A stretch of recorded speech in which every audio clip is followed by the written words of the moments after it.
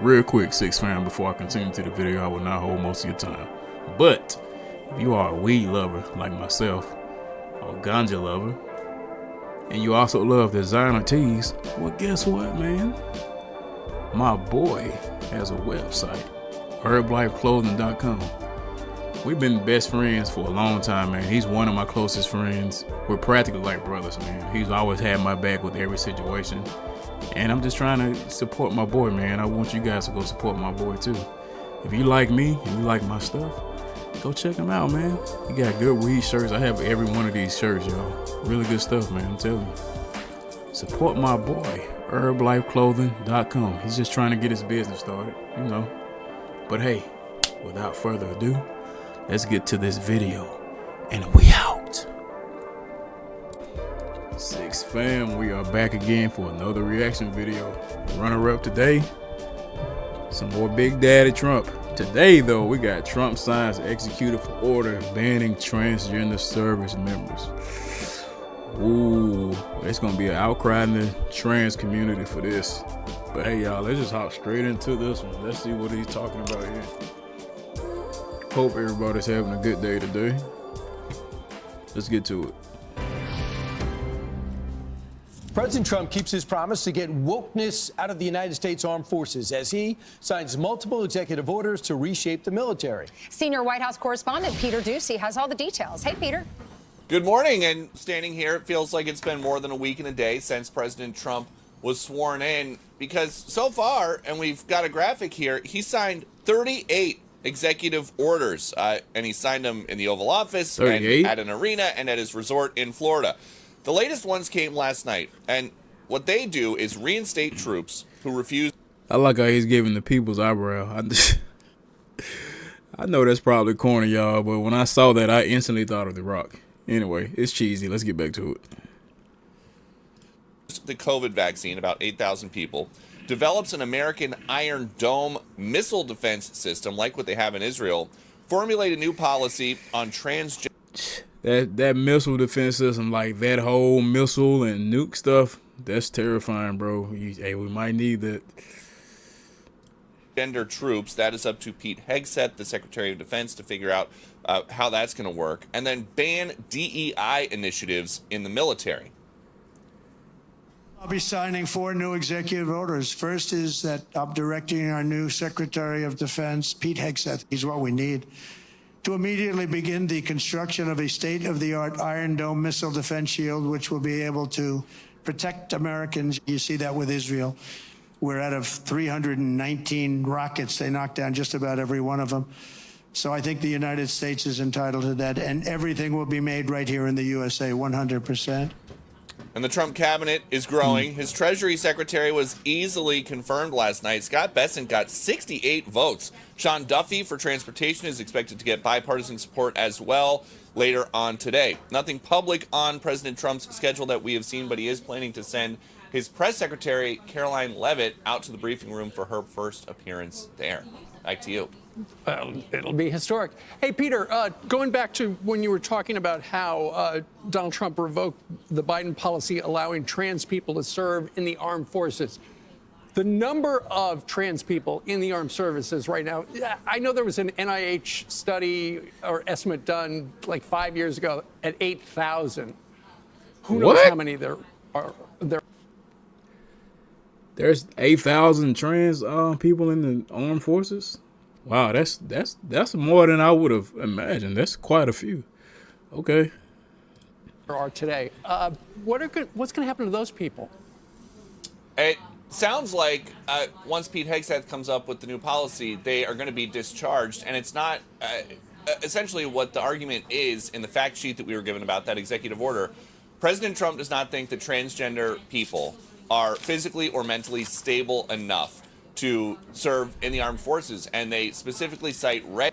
I've been hearing some stuff about that before on some YouTube videos, that some trans people are confused or it's a mental disorder they have. Look, I don't know personally, but I've been hearing it from like a few different channels saying like it's a psychological issue in their brains. But hey, let's get back to it. Readiness with transition surgeries. If you have a transition surgery, the recovery time and the narcotics that you have to be on as part of the process could affect your readiness for up to 12 months. They say that is what their concern is. So if there's a readiness concern, you're basically booted from the military. The readiness, that's kind of understandable, though. You know what I mean? Military. Gotcha. All right. Thank you, Peter. So I guess they were waiting for Pete to get the job, but they've certainly gotten wokeness out of the military. DEI is going to be history. They're going to enforce it. And goodbye DEI among Veterans Affairs, too. 60 DEI employees over at Veterans Affairs with salaries totaling more than $8 million. We're told they're done. There's no need. If you talk about cutting, they're cutting DEI programs everywhere, but especially in the military. And I thought Pete said something interesting on the steps yesterday, and I'm going to enforce it to make sure you're not going around me. But when it comes to the Tuskegee Airmen, they thought that was a little, that was passive aggressive. If I'm going to be honest, I really thought one of the reasons they were going to mention were going to be like rape cases, possibly, because that has been a thing that everybody's on seen before, whether it's been in jail or whatever. A lot of cases of male transgender male to female goes in the female's prison and they end up raping people and doing stuff like that. I thought that might have been one of the reasons they would probably mention, but I don't know. Aggressive. But the readiness thing, that's understandable too. Cut that off because that's DEI. No, it isn't. It's a fantastic military story about the first black fighter pilot. Well, it was intentionally cut to try to cut the knees out of this administration. Make him seem racially intolerant. And to make Pete seem like a racist, make the president. The whole point of the Tuskegee Airmen is their merit and acknowledging their merit. I'm just glad that we finally got a Pentagon that is worried about metrics. And the metrics have to be, can you do the O course? Can you do the job? Are you lethal enough? Can you go after the enemy? Do you have the mental capacity to decipher the enemy versus friend? That's all I want. I don't care about getting women in. I don't care about getting diversity numbers in. I want to be feared by the world. And finally, we have people in there that's willing to do that. It's all about defense. He also signed an executive order saying if you lost your military career, and 8,000 people did because they refused to have the vaccine, then you could be reinstated with back pay. So we interviewed Lieutenant Colonel Douglas Haig. He has served our country in the Army. He was 2 years away from retirement, and he said he resigned from the military when they were forcing him to do this. He didn't want to say, I'm going to claim an exemption, like a religious exemption, because he said that wasn't true. Right. So because they were kicking him out, he just said he resigned. So he's not sure he's eligible for the reinstatement, but this is what he said about Donald Trump and what he went through. Okay. I think me, like many others, were ecstatic about it at the idea, the potential to rejoin the service. You know, I spent 18 years on active duty service. It was my career, my entire adulthood, and I, you know, I lost that, and now there's the potential to regain it now. So very appreciative. I'm thankful that President Trump made these promises early on and is now following through with them. So I didn't want to get the vaccine. I made it clear early on in my, you know, before the mandate, actually, to my leadership that I was not planning to get it. Once it was mandated, I told them I wasn't going to, and I submitted my resignation. Me personally, I love the idea of going back to the service. It's what I'm passionate about. He was an officer. Let me just say one thing, if that's okay. This is what he did for our country. Officer in the Army, completed airborne school, Ranger school, served as an infantry officer, communications officer, 2 deployments to Iraq, 1 in Kuwait, and then rejoined as a drilling reservist when that mandate was finally dropped. So I hope he is eligible. I hope they do case-by-case basis. If you retired or you resigned because of that mandate, vaccine thing then is crazy. hopefully you can go back and serve and get that back pay. Right. I just like to add this before we move on from defense. The president brought it up up in every speech and no one ever reported it because they were more into finding something controversial about his campaign remarks. But he says, I sign an executive order to start building the Iron Dome for this country, missile defense. Now, to keep up with the next hypersonics and everything, to make sure it's not outdated, he's going to need constant improvement. But he said, I watched what was happening with Israel. I saw them knock down all those missiles coming from Iran. I've seen it happen regularly, what's happening in Ukraine. Why don't we have it in our country? So it's going to cost something like $250 billion. Congress has got to green light it, but he wants work to start right away. Who in this country would not want missile defense? Yeah. Especially with ICBMs being shot by North Korea. How does it make... Bro, it's terrifying to think about, like, a missile war, a nuclear war. Bro, who's to say we're not right around the corner from one? Like, that's scary to think about, man. Well, I'm telling you, human beings are going to be the sole reason for our own extinction one day, believe it or not. I just feel like we're going to... Like, why do we have things that can level cities, bro? Like, come on, man. We don't need stuff like that. We should just all get along. Makes sense that we don't have a shield. Rumsfeld talked about it, and they said, you're crazy. The technology's not there. He was not crazy. He was right with the concept. But I think we're there. And I like to say, I don't know how you guard a country this big, but I'm sure there's some scientists that we could focus on putting him in areas. Combination of that idea as well as we got to get with these drones. I mean, we got to figure out how they're able to fly, who they are. Right. I want technology. I want R&I into that as well. So President Trump signing 4 new military-focused executive orders, including one that calls to remove DEI in the military and another banning transgender service members. Watch.